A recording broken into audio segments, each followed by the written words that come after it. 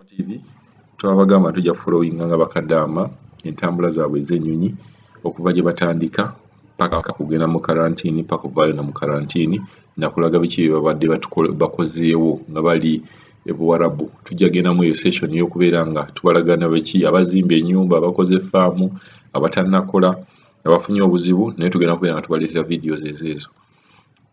Olwaleero ssanyu lwakuba nti bakadaama ab'e Saudi bavuddeyo nga twabagamba nti ennyonyi esimula nga 12 ennyonyi esimbudde njagadde okubaleetera amawulire gano n'okubalaga bakadaama babadde batambulamu.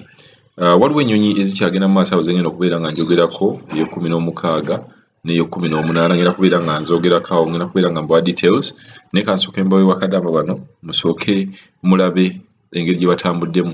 Jjukira ennyonyi eno evudde Jidda egenda Uganda. Kansooke mbawe ku video zino then tujja kubeera nga tufunayo ne updates n'ekinyagala balagamba nti ennyonyi esimbudde bulungi tewali kadaama afiikidde.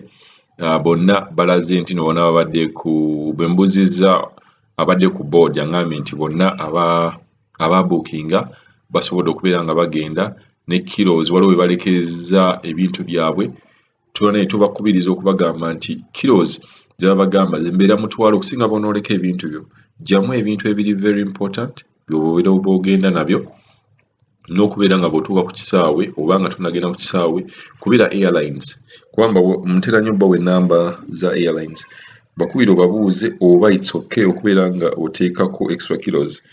So bakadaama abavudde Saudi Arabia katubagalize olugendo olulungi.